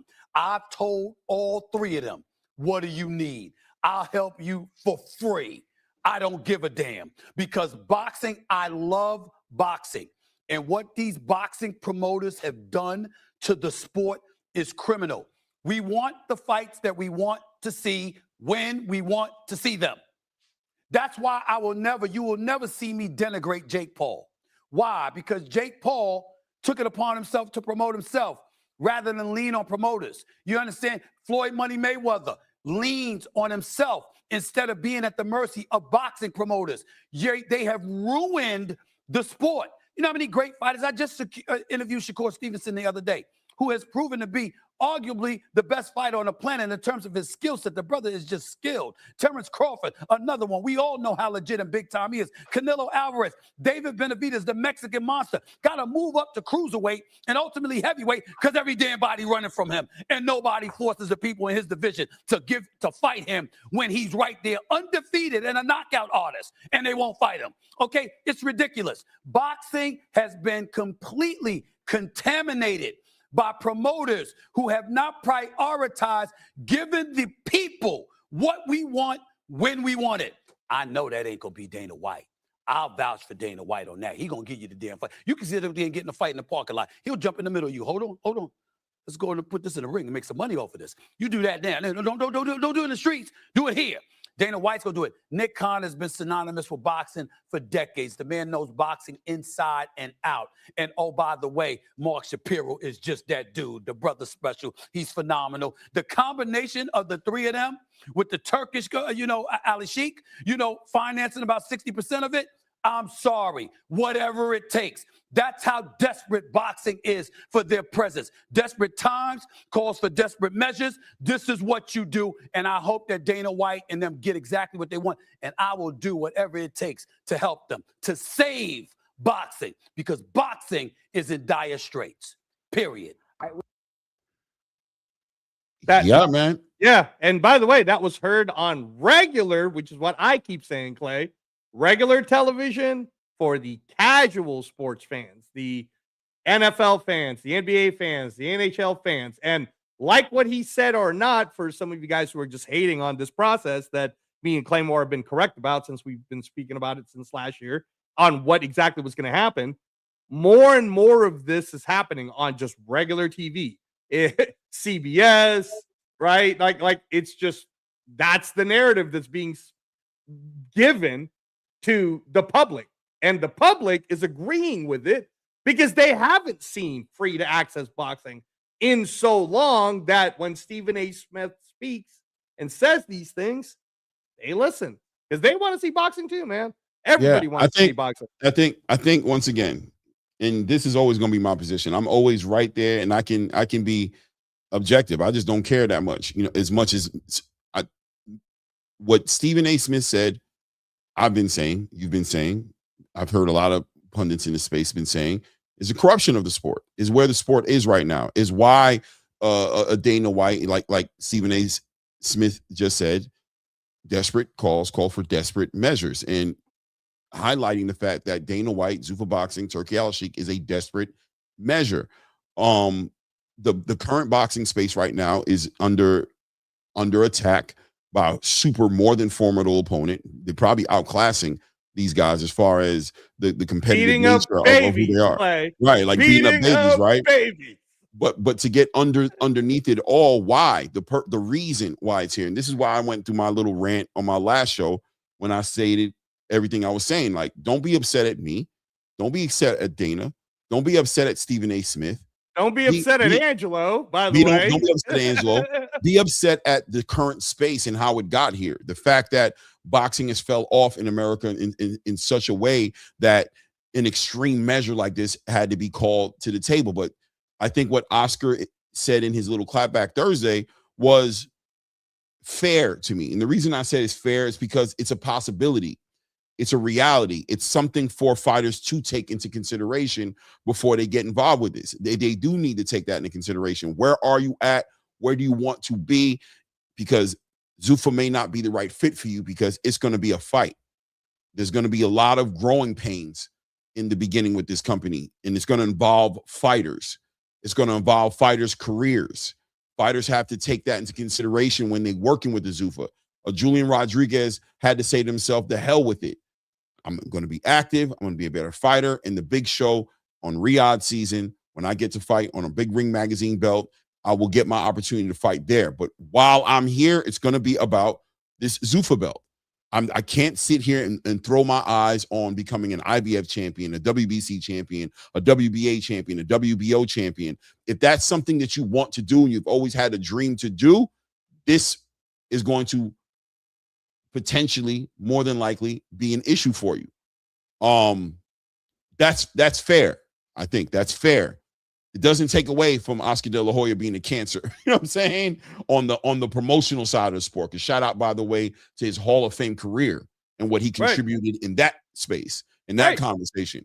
But right now, in the current space he's in, as far as a promoter, horrible to see him move and get richer and richer on the backs of fighters who are not getting the big opportunities, because you're trying to squeeze their careers for every penny you can get out of it. And you can jump on the idea that, yeah, but I'm making them money too. You're making money for some people, but not enough. Not enough people are coming out of there. Not enough superstars are coming out of there. Not enough prospects are turning into contenders and becoming champions out of there.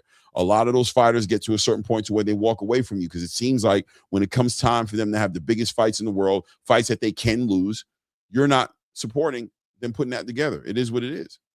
Yeah, no, and again, Clay, we'll speak on it some more, because I know it's getting to be about that time. Look out for Read the Ring episode 7. That'll be a fun one. If you missed on Read the Ring episode 6, again, like I couldn't have said it better than Clay Moore was talking about on the Live on Tuesday. Again, I normally I would have been there for my co-hosting duties, but had to deal with my own personal stuff. So, but yeah, man, you were just basically talking about how you were speaking on one of your very good friends who's close to the Gary Russell family, and and you were saying you think Gary Antoine should be at Zuffa or a platform like Zuffa. So don't get mad at me and Claymore that Golden Boy Promotions and Top Rank and PBC, and I could name them all, and none of them have the same platform as Zuffa Boxing. None of them have CBS. None of them have the same emotion, the advertising power that the WWE talks about. They literally had Rayo Valenzuela, Claymore, the same Rayo Valenzuela that Gary Antoine beat the hell out of. Bro, this last weekend, he was on WWE holding a WWE belt, and they were promoting the hell out of Rayo Valenzuela being one of the main entertaining fighters of Zuffa Boxing.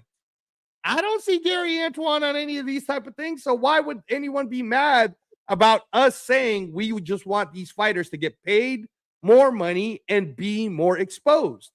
And this is all exposure, man. The fact that the UFC fighters talk about the Zuffa Boxing fighters, those are all like these are all exposure, and that's all we really want. So sorry, man. Dana's right, Clay. It's like beating up babies. So some of you guys need to stop acting like babies and pay attention. Yeah, I mean, and it's once again just getting deeper underneath the surface of it all, where I don't want you guys, I don't really care, but it's not about beating these promotional companies over their heads with this reality, right? It's about the truth to the boxing space to say that, how did we get here? How do we get into a space where networks don't want to deal with boxing, don't want to work with these promoters? It's an inconvenient truth for whatever angle, whatever stance you take in this conversation, whether you want to support these promotional companies or these sanctioning bodies, whatever angle it is that you want to hit on the conversation, it's all good, right? But nobody can dispute that these networks are not interested in working with these promoters. Why? Because it's important, because the fighters that are underneath these promotional companies right now, one of Virgil Ortiz's biggest complaints is you don't have a network deal. That's what they're using to go to court to get out of this situation they're in with Golden Boy, right? That's why it's an important point of conversation, is to say that you guys rammed the sport into the ground. That's why you got to look at Stephen A. Smith and understand where he's coming from. He's articulating reality, real-time data. It's not about your feelings. You know what I'm saying? So now as a fighter, you have decisions to make. You have choices, you have options. Unfortunately, part of it is going to be leaving something behind that you may have committed your life to wanting to be part of your whole entire life. I don't know. I don't know where you are in your personal journey, right? So if you grew up and you saw the WBC green and gold belt and you decided that that's what you wanted and you wanted that around your waist, this Zuffa's not going to get you there. Not easily, at least. Maybe by default, when you fight for a Ring Magazine belt, maybe the guy who you're fighting, who has that belt, will have those belts as well. Maybe they'll be unified or undisputed or have a lion's share of those belts. And maybe you can win it by default in that situation. But in the Zuffa model, they are not acknowledging them that way. You will not be fighting for a WBC belt on a Zuffa platform. Unless by chance the stars align for you, like let's say a Glanton may have been, Brandon Glanton was in a position to get an IBF title on a platform, even though the IBF pulled out of it, but it was there for a moment. I think the next time it probably will be there.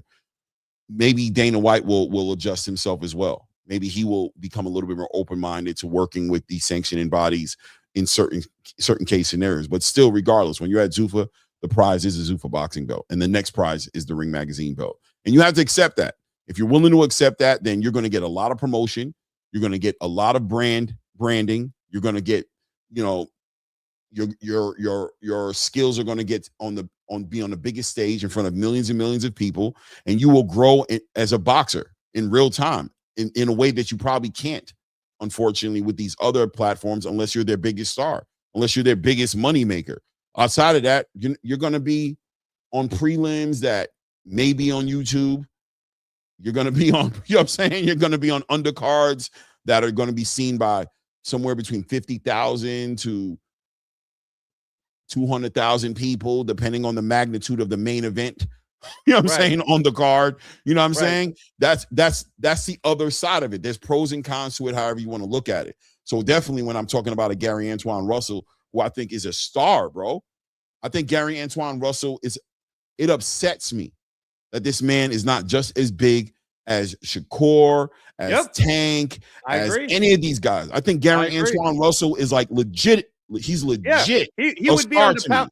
Yeah, he would be on the pound for pound list, Clay. He would, if he would just get the opportunities to be. He's not shown. Enough people aren't seeing him. Period.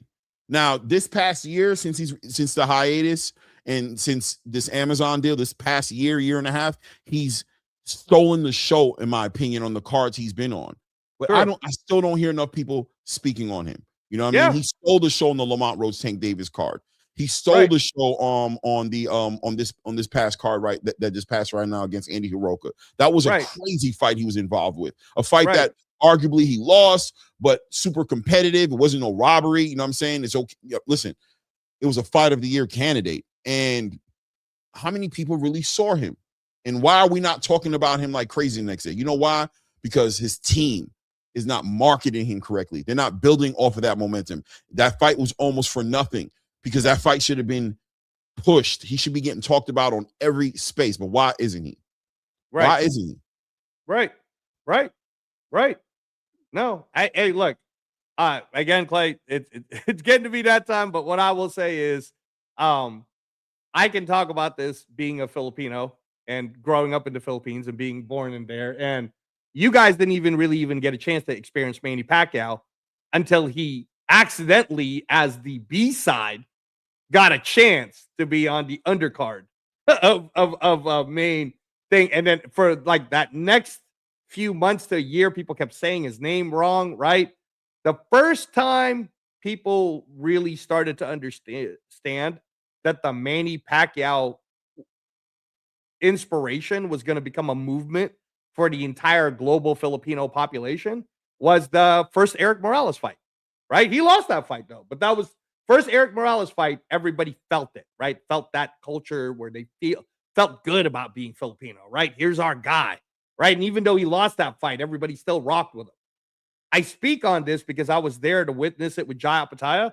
In 2026, I'm telling you guys right now, Jai Apataya is Manny Pacquiao. The Polynesian community globally has pushed them. Now, I'm saying that because Eddie Hearn had a whole 2 years to do it. And he didn't do jack squat for Jai Apataya. In one camp, with one fight, Dana White and Zuffa Boxing was able to all of a sudden do a Polynesian phenomenon for this Samoan, Australian fighter who, as they continue to roll, trust me, Clay, I am telling you, I was there to feel it. It felt like the Manny Pacquiao movement but for the entire Polynesian community, bro. That rugby players were like here in Vegas and they were pushing Jai, and like every Polynesian DJs and all these famous Polynesian people were all like talking about Jai on all their social medias and everything. So Jai Pataya will become a Manny Pacquiao type figure for the entire global Polynesian population. And it will be because of Zuffa Boxing and none of these other boxing promotions, including Eddie Hearn, who had a chance to do it. Yeah. And that's another thing, right? It's about betting on yourself. It's about betting on yourself. And I think what Jai Pataya needs to be celebrated for is that he's betting on himself. He is. As you were talking, I was sitting here thinking to myself in my head, you know, there's something about betting on yourself and not needing the outside validation. Sometimes you're insecure about yourself and you're always looking for somebody to tell you you're doing good, pat you on your head and say that you're doing good. But the biggest stars in the game, they go out on a limb and they bet on themselves. I look at Showbiz, the entertainer, right? And I don't care. I just don't care what anybody says. I'm a fan of Showbiz. I don't give a shit. And there's a reason why. It's not that I agree with all his takes and all that. That's not the case. I mean, me and Angelo talk, trust me. No, I don't agree with all his takes. But I appreciate the bold willingness to bet on yourself, to not give a shit what anybody says, and to make something new, to trailblaze, and to in the worst case scenario, you fail. And everybody who's criticizing you before is going to be there to criticize you again. It doesn't matter. I believe, and I believe Jai sees it, and I think a lot of fighters over at Zuffa believe that we are going to be some of the biggest stars in the boxing game when it's all said and done. Why? Because this machine, the idea behind it, the access to the network, the vision, they're buying into it. And just like you said, Raul Venezuela was holding up a WWE title. He just got beat up by Gary Antoine Russell. Exactly. And he's on a trajectory right now to be a face in the space that people are going to have to ask themselves, how did this happen? When it's all said and done, a year and a half from now, you're going to have to ask yourself, how in the world, I know the arguments are going to come in. He's artificially flavored. They forced him down our throats. He just had the machine behind him. The man wanted him there. You already know, because of whatever your reasons want to be, at the end of the day, more than likely, he's going to become a big face in the space. The Julian Rodriguez's, the Mozzie Van Houters. These guys are going to become some of the biggest faces in the sport, to where they're going to start, the conversations are going to start being, but he ain't messing with that Zuffa champion. Right. That guy. Are you crazy? He's unified. But that he ain't fucking with him. Exactly. We all can see that. You know what? We need to make that fight happen then. Because I don't believe he's beating that champion over there. I don't believe this is going to happen over here. It is what it is. We'll see. We'll see. We'll see. Read the Ring episode 7 will be epic, Clay. That will be a fun one. That being said, I also want to talk a little bit about the Shakur Stevenson a rehydration clause just a little bit. Shout out to Clarissa Shields, who came on the nightcap and spoke about the rehydration clause and her position on it. I don't know if you had an opportunity to see her speak on it. Yeah, I saw it. The biggest thing. Shout out to Clarissa, man. I really do like Clarissa a lot. I think she's amazing, but it's just funny, man. Maybe she's learning from Papoose and she's saying all of this stuff so that she could be even more entertaining and go viral. That's not fair. I'm not going to dismiss her thoughts. I understood what she was saying. I did understand what she was saying. And once again, it was a blanket statement more so, right? It was a generally speaking statement, because in that same exact conversation, she celebrated Shakur for making that decision to use a rehydration clause. That's true. Not everything's for everybody, right? But generally speaking, right? And I spoke, shout out to my brother, Frequent Flyer, was on his show the other day, and I try to put some perspective on Shakur Stevenson's stance on rehydration clauses, because I also know Shakur Stevenson to not be a fan of rehydration clauses. He's not a fan of it, right? But if you're going to corner me, right, and you're going to say, yo, we want to see you fight Devin Haney. It's like, okay, I hear you. I get why. You seen the sparring. We had a relationship back in the day. We almost fought at 135. I get it, right? This is one of the biggest fights that can be made. but there's something to say towards real-time data. Right. Real-time data is that dude is way bigger than me right now. Right. He's grown up. Puberty Right. hit him differently. He's a big Right. motherfucker now. You know what I'm saying? Right. Shout out to who was it that we were talking to? Mozzie Van Houter. Right. Who was talking about how he was in his amateur career fighting Shamal Canal, right? Right. Like he fought him. They're Right. not fighting today. No. They can have a great. No, you because can, Mozzie's huge, bro. Yeah, you can see that their amateur fight be like, yo, we need to see that fight right now. And Shamal, I got a feeling Shamal's gonna be like, yeah, you're not gonna see that, good. bro. And if you know what I'm saying? Sorry, you're not gonna see that. Oh, come Right. on, bro. Y'all fought. Hey, bro. Enjoy what you Right. saw. That's not happening now. But in the Shakur Stevenson situation, it's very clear that he's like, listen, bro, that dude is way bigger. He's so much bigger now. But if you want to see it, if that is the case, if this fight needs to be made, and it's a fight that everybody wants to see, here is a way it can happen. Right? He can do a rehydration clause, and I'll come up there at 147 fight him. Oh, now you want to? Yeah, exactly. Right.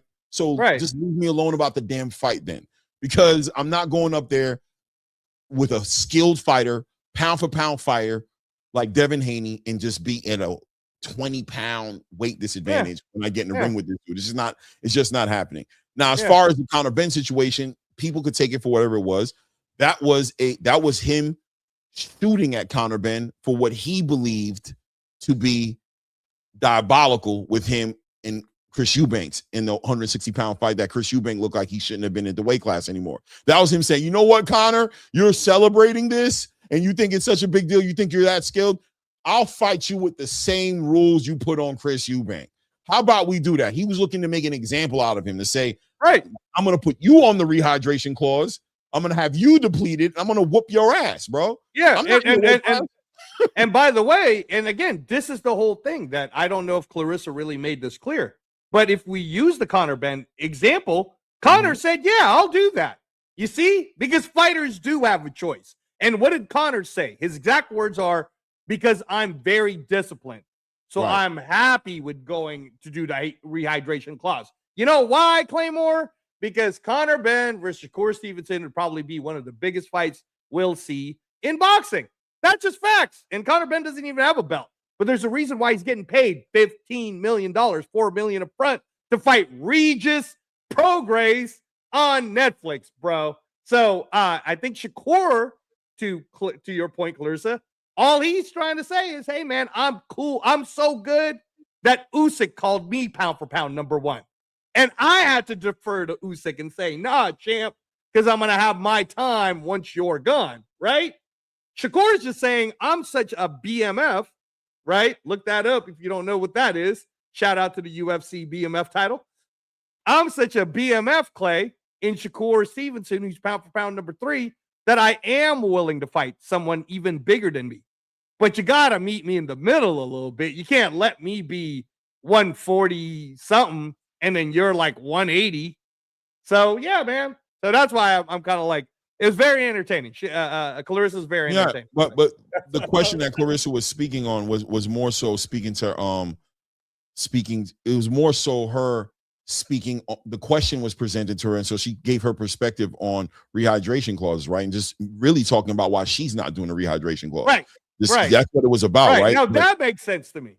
No, that's what I'm trying to say. I'm trying to pull it full circle that it was spinned because Shakur's her little brother. So now it's like, okay, you're saying that about this, but how are you not saying that about Shakur? Because Shakur's situation was different. And when she was confronted about Shakur's situation, she said, nah, he's smart. He's doing what he's supposed to do. Because, you know what I'm saying? You're asking him to do something. He's not calling out. See, people always say, well, Terrence didn't do that to Canelo. Terrence called out Canelo. Right. Shakur's not calling out Devin.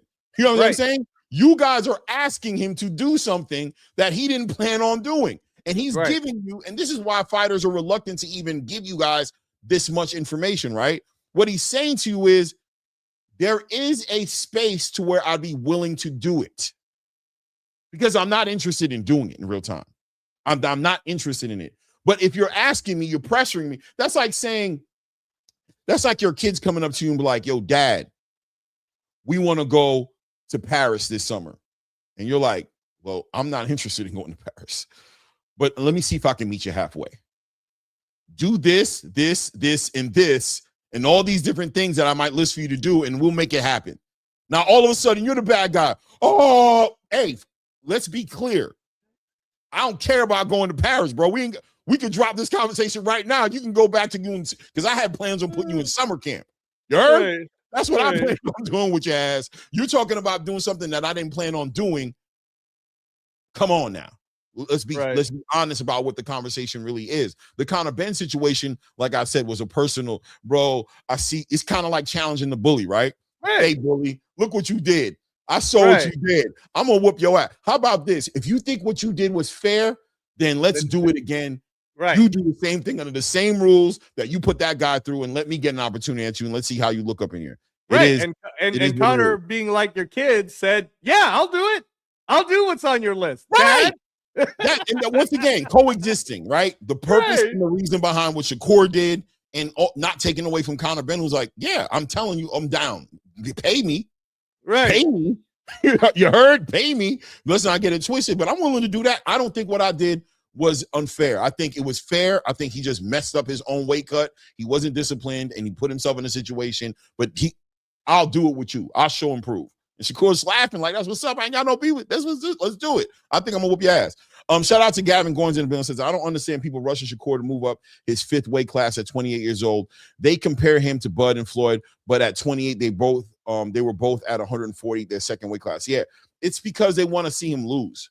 Yeah, and that's a frequency. It's a low vibing frequency level when it comes to the conversation of the Devin Haney's, the Shakur Stevensons, the Terrence Crawfords, these fighters who aren't in the favorable space of these fans. They want to see him lose so bad. And I think it's hilarious because they won't even challenge their favorite fighters a little bit. Every little thing is a big deal. If you ask their favorite fighter to fight anybody, it's you guys aren't satisfied. But as soon as they get an opportunity to talk about a Shakur or Terrence, you should fight. Why are you not fighting David Benavidez? Really? You, a person who's promoted and marketed for your fighter to pull up fighters from different weight classes, never fight his own peers. You're going to put on Terrence Crawford that he should fight David Benavidez when your fighter won't even fight the champions in his own division to unify or do anything? Come on, bro. It's a frequency level that people are vibing at that is so low. It's so low. It just is what it is. It gets to a point to where you can't hear them. Like, I don't hear them the same way. So I don't even respond to them because I don't even take you seriously because I know where it's coming from. You know what I hear? Gavin Goins, by the way, for the $10. I appreciate it, bro. Thank you. Hey, we appreciate you, Gavin. You know what I hear is, yeah, man, Tank gave us Pitbull Cruz 2. That's a good fight. That's a good fight. Really? That's a good fight. Come on, man. What listen, doing? I think it is going to be a good fight. And I'm pushing back. I think it's going to be stylistically. Look, man, I already saw him do it. I want to see. Definitely. I want to see. Wait. There are other fights that I would rather see, right? But once again, when it comes to Gervonta Tank Davis conversation, he is who he is, bro. He is who he is. You know what I'm happy about? He's going to 140. I'm happy about that. Okay. I'm happy because it puts him in the lane to fight a Gary Antoine Russell, maybe to rematch a Lamont Roach potentially, maybe even, who knows, fight a Shakur Stevenson. Wow, that would be amazing. Right? That'd be crazy, right? I really hope so. He's moving in the right direction for me, and I'm going to celebrate him for that. I'm going to acknowledge that he's been outside the ring for a while, and I'm not going to say Isaac Cruz is the tune-up fight, but stylistically, the way Isaac Cruz fights and the way Gervonta Tank Davis fights, he's going to have 2 good hands. They have some history there. Isaac has a fan base. He builds up his brand. He delivers on an exciting fight. He gets the cobwebs out, whatever it has to be, the rust out. And his next fight I'm looking forward to and hoping will be one of those guys, Lamont, Gary Antoine Russell, Shakur Stevenson, one step at a time. But I'm okay with the fight. I'm okay with Gervonta Tank Davis being Gervonta Tank Davis. I've never had issues with that.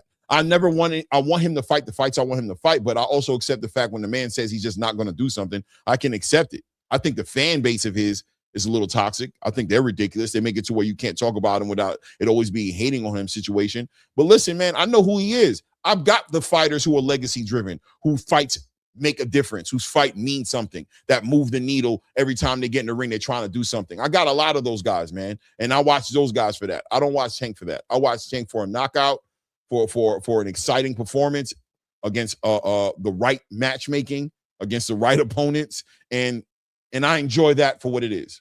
I take that for what it is, and I enjoy it when I watch it, when I see it happen. You know what I'm saying? Shout out to Manuel 48 says the Zuffa glazing is getting out of control. Maybe, I don't know. Stock chases. Salute to you, family. What's good with you, man? What's up, bro? What's up? It's not about glazing, but it's okay. It could be glazing. It is what it is, man. Hey, you know what? The fact that you're even listening to us, if you know, hey, we appreciate you listening to it. Whether you agree or disagree, and I know Manuel. We appreciate that you're on the channel. That's fine. But what you really won't like is that me and Claymore have been right from the beginning when everybody was attacking us, and we will continue to be right as the year goes on because we're just speaking facts, man. These are all just facts, right? It's our own little version of clap back.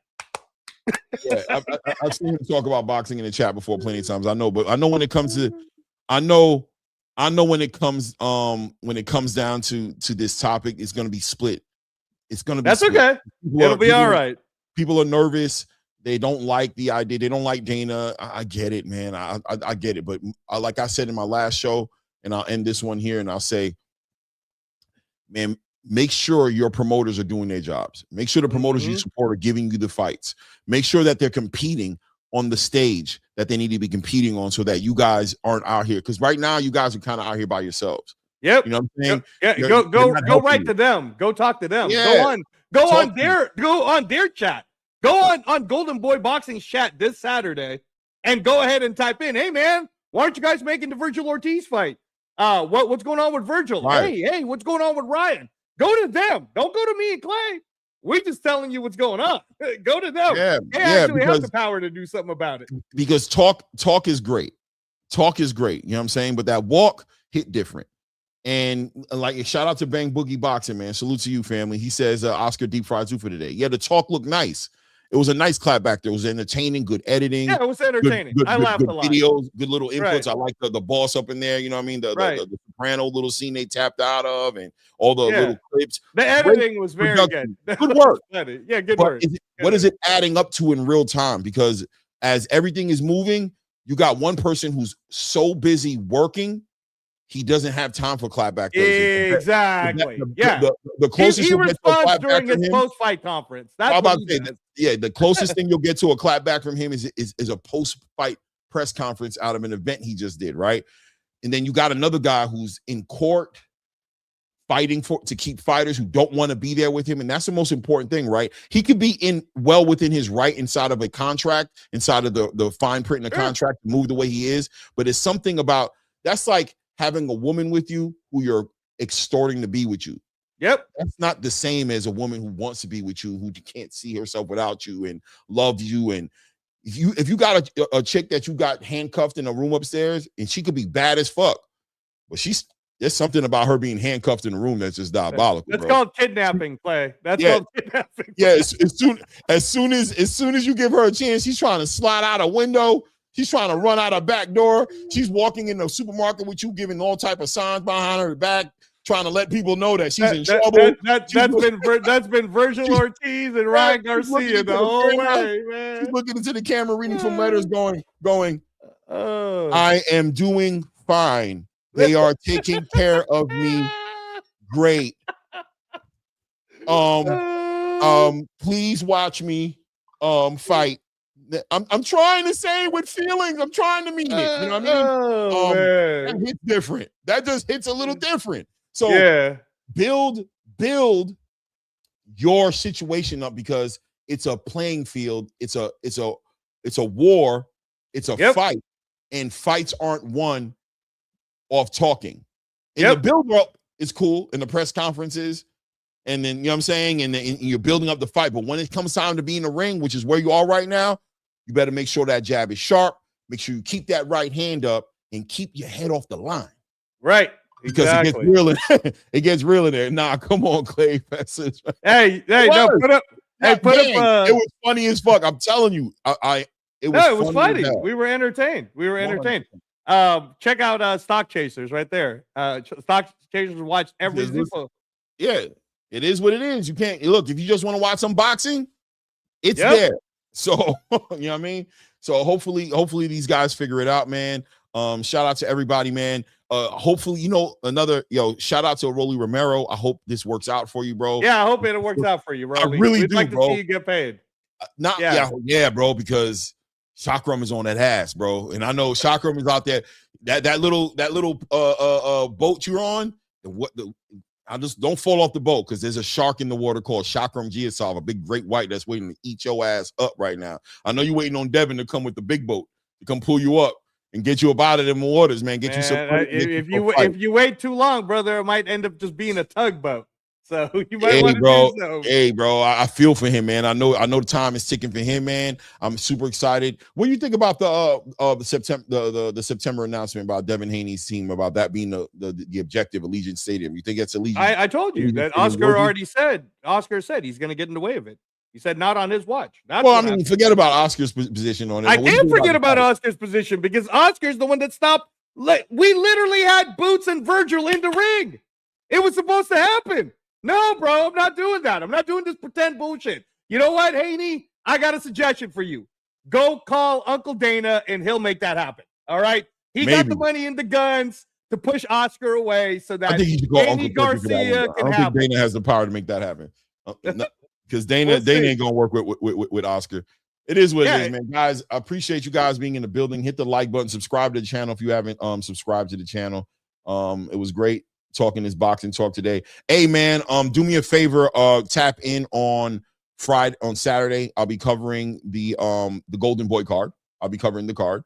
You know what I'm saying? I'll be covering Ken Sins and Arnold Barboza.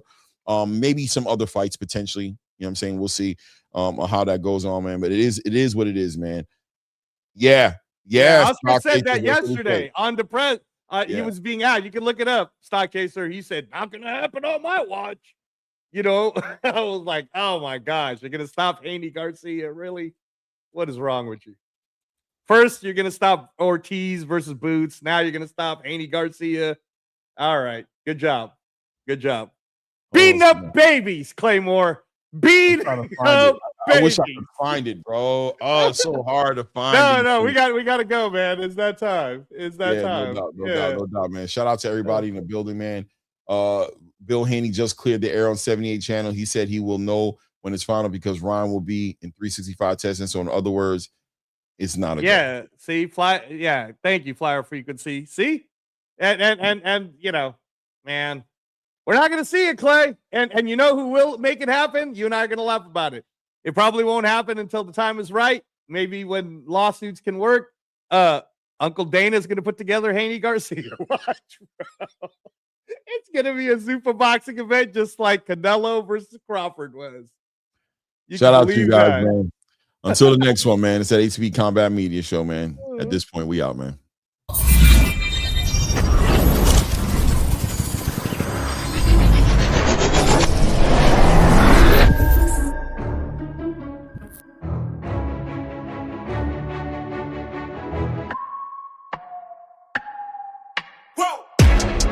Make it this far, they hated, they never believe me. I would never drop the ball, I know I make it look easy. Mayweather with the pieces. I don't care what a critic gotta say, I got him picked another pieces. That to me, you really playing with your life, I'm about to come and run it all back. I'm the new era, about to snap back. You ain't fitted for it, cause you all cap like. Hold up, I shoot my shot, wait, hold up. I'm really about to run this go up. You know it's all net when it go up. Ain't got no other plans, you don't need to understand, ayy. We on overtime, you don't need to understand, ayy. You just show them how to do it when you don't know what to say. Tell me how you plan to win if you plan to play the same. Moving fast, already gone, yeah, but you bringing me back. Try to double cross me, dog, just let me relax. Stop assuming what we doing.